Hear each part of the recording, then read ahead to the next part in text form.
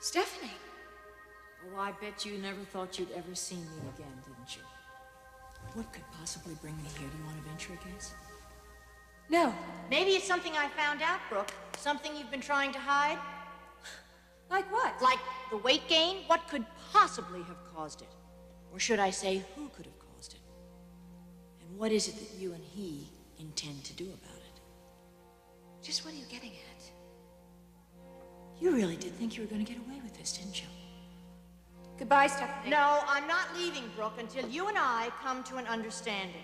About what? About my husband. How long did you think that you'd get away with this? Well, obviously, till right after the marriage ceremony, isn't that right?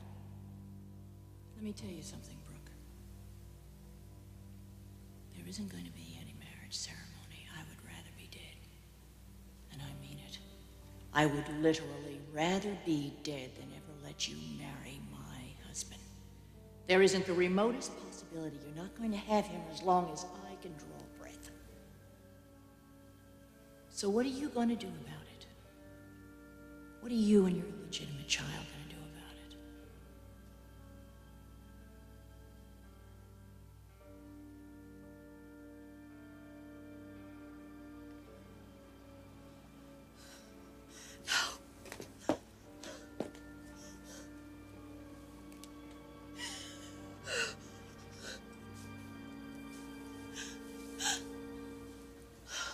God, Brooke, it's only me. Eric, I'm sorry. It's okay, it's okay. I'm with you now. I was just thinking about Stephanie. Last time I saw her.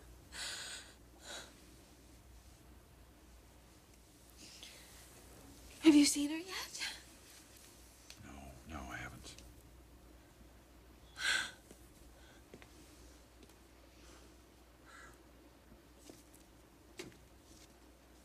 Well, you need to take a break. Yeah. I was just leaving work. Yeah? Well, I'll tell you what. Why don't you and I go out to dinner? Would you like that? Oh, yes, I would love that. There's a new little restaurant I'd like to check out. Oh, yeah? What kind is it? I don't know. French, I think. French. I haven't been to a French restaurant since Paris. Ah, yes. Pierre's. Yeah. I miss that place. I miss that man. Well, come on. Let's check out this new place.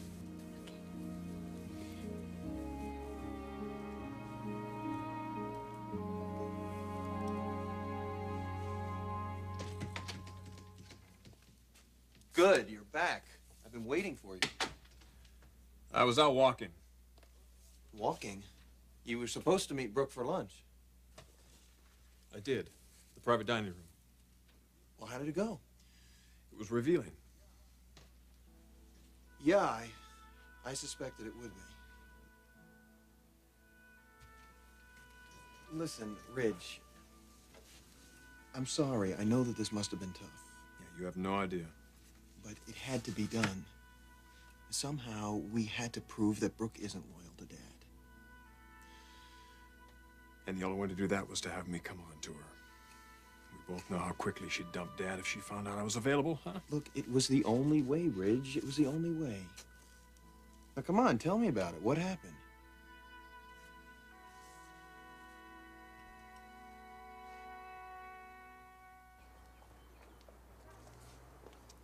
Well, here we are. I'm so glad we're doing this. This is just what Eric, is this the new restaurant you're taking me to? Mm-hmm. They say the food's really wonderful. You know, this may sound crazy, but doesn't it remind you of Pierre's? I hadn't noticed that. I do miss him. Well, we better go inside. We have a reservation.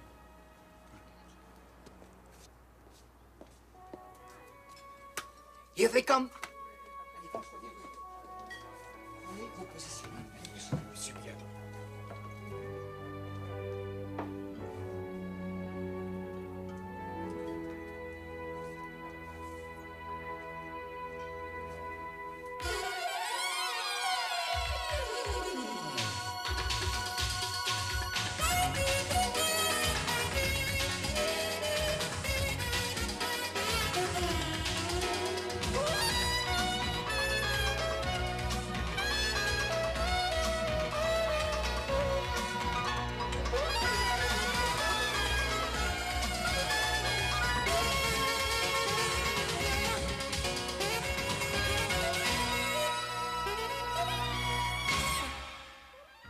the bold and the beautiful. This portion sponsored by Oreo cookies from Nabisco.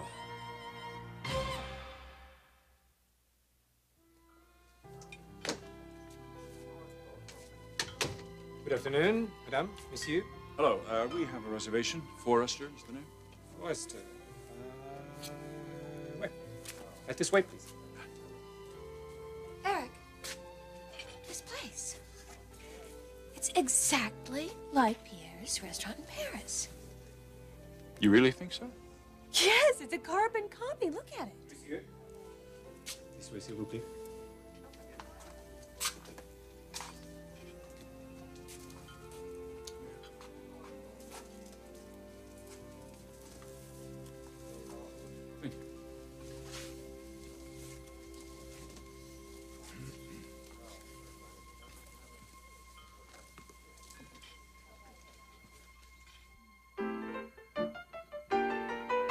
Bonsoir, bonsoir. I'm sorry that I'm late, but I've been signing autographs since 8:15. Chérie, chérie, oh, je vous aime beaucoup.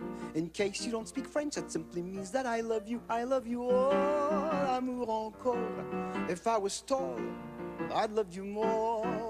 But since I'm not Mademoiselle, Monsieur, Madame, I ask you to endeavor to accept me as I am. Who am I? I am the man of the hour, I'm the man of the year. I am the fellow who is known from here to here to here to here. I'm the meaning of debonair. Who am I? I'm Lucky Pierre. I am the man of the century, the man of the age. Why, my name will be in history on every single page. I'm the man who is always there. Who am I? I'm Lucky Pierre. I am the boy, mais oui, oui. What a joy to be me. If you think that I brag and if you think that I boast, just be quiet and you'll hear them shout my name from coast to coast. And the echo is on in the air. Laissez-faire for Lucky Pierre. I'm the man of the hour, I'm the man of the year. I'm the man that every living husband has the right to fear. Il me hide is madame, in Seville or Siam. Where she is, there I am. Vive la chair chez la femme. C'est la vie, mes amis, c'est la guerre. Who am I? I'm Lucky Pierre.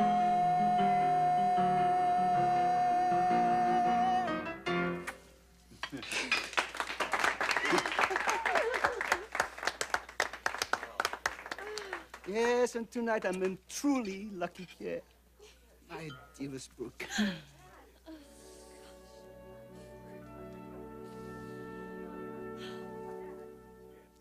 Well, Thorne, I saw Brooke, just like we planned.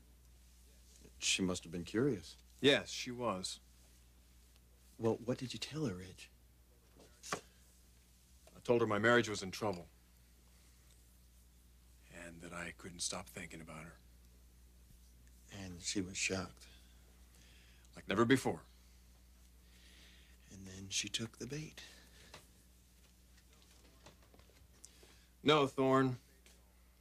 She didn't take the bait at all.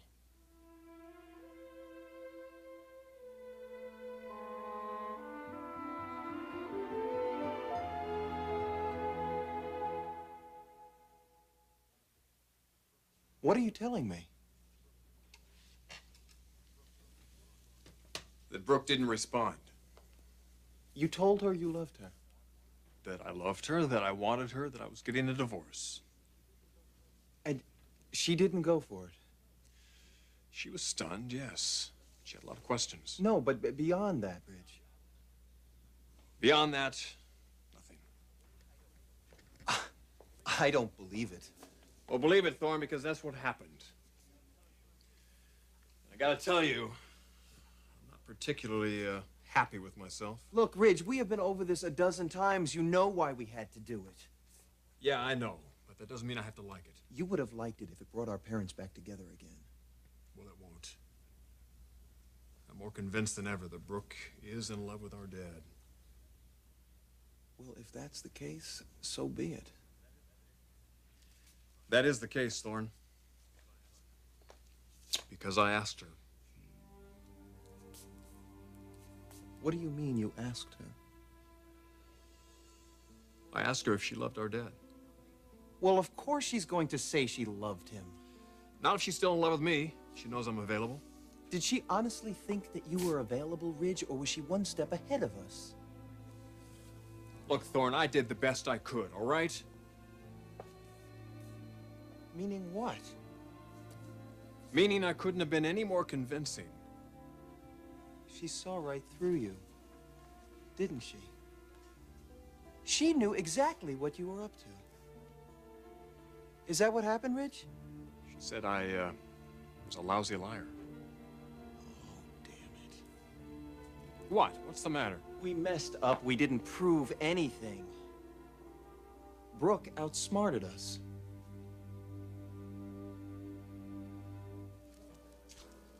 Let me look at you. Yes, look, it is me. Oh, Pierre. I can't believe this. Oh, you know, neither can I, but here I am in Los Angeles and my dream has come true. And this place, it looks exactly like your restaurant in Paris. Yes, almost identical. So how did it happen? Brooke, it could never have happened without the help of a very generous benefactor. Benefactor?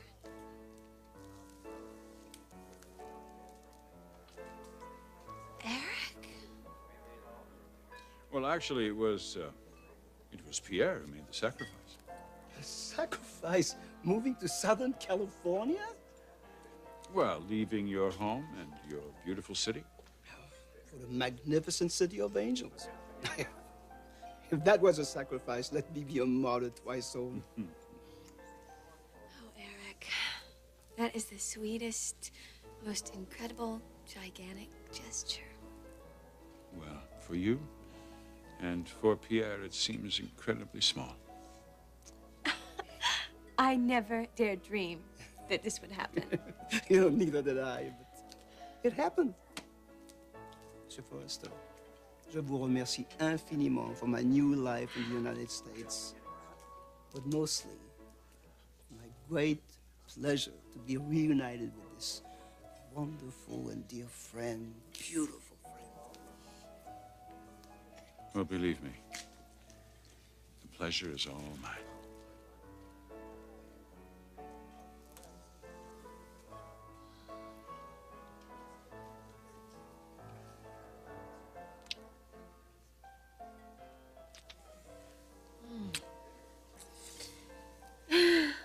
You know what this moment calls for? What? Some of your delicious cassoulet. A woman after my own heart. Come on, this table is for three. Monsieur. Oui? Madame. And ma petite amie. François. Enjoy the evening.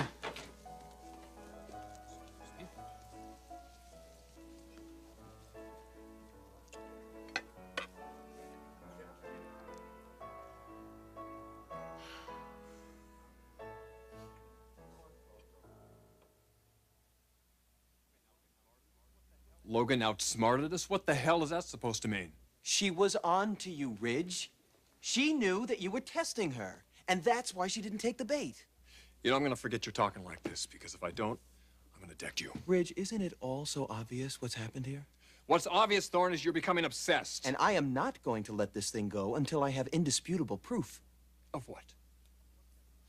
Brooke's duplicity? Come on, Thorne, what if that isn't the case? What if she sincerely has feelings for Dad? Well, then I told you, I will accept it. But I have to know that those feelings are real. Well, I know it. They are real. Oh, come on, man. How can you say that? Ridge, she saw you coming a mile away. And she did what she had to do. She stayed true to her song. Now, there's more to it, Thorne. I talked to her, I watched her, I listened to what her heart was saying. There isn't a doubt in my mind. She really is in love with our father. Now, you may not be able to buy that, but I do. Undeniably. And I suggest you back off, little brother. Because I'm not going to let you harass her any more than we already have. It stops here. Right here.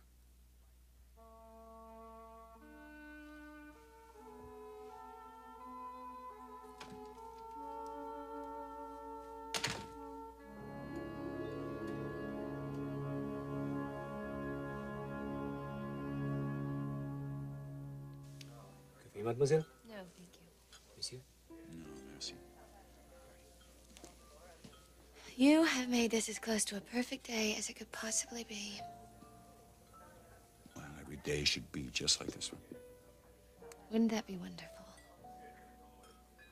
But I suppose life isn't meant to be perfect. No, life is meant to be what we make of it. Oh, Eric, I wish we could make ours different.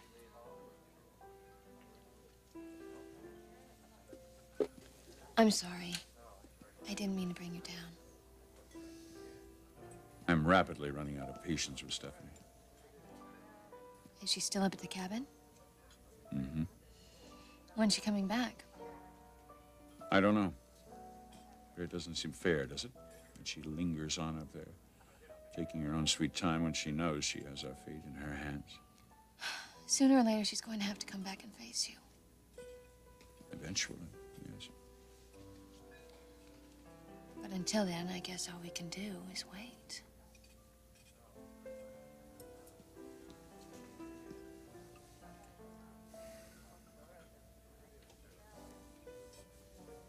I'm not very good at waiting, Brooke. Well, what else can you do? I'm toying with an idea. What? Going up to the cabin? And confronting her? Oh, yes. Confronting her. Eric, what do you think you can accomplish by doing that? Well, I would at least be sending her a message that things are not status quo, and that I'm not going to stand back and let her drag this divorce out indefinitely. So you would talk to her up there? Oh, yes, I'd talk to her. I would most definitely talk to her. Do you think that's wise? Honey, I want this divorce as badly as you do. And I'd be the first to advocate any method that would get Stephanie to cooperate. But to confront her up there in the cabin, in the mountains, with nobody around to mediate? Things have happened in situations like that. Oh, look, I know what you're talking about. I would never lay a hand on her. But still, I could drive myself crazy waiting for her to make the next move. And quite honestly, Brooke, she may not make another move. Not for a very long time. Can't you go back to court? Sure. But her lawyers are just going to tell the judge that they're looking at the asset list, which is very complex and very long and takes a long time. Brooke, there are any number of ways that she can drag this thing out, that they can stall it. And frankly, I'm just not going to put up with it. Well, we better go. Eric. You're going up to that cabin tonight, aren't you?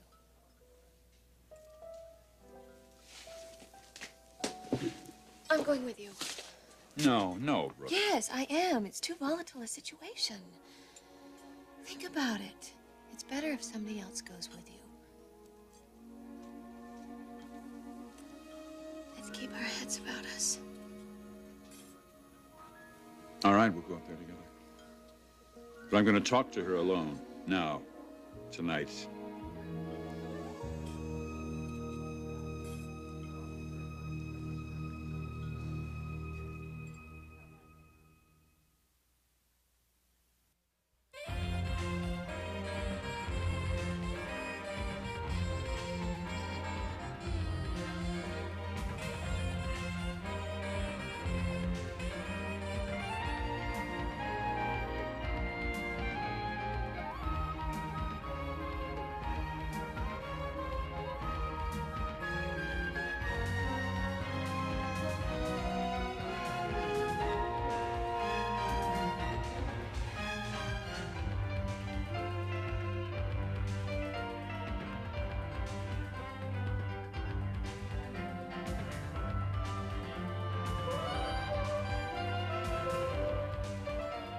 Jewelry provided by Stephen Dweck. Join us again for the bold and the beautiful.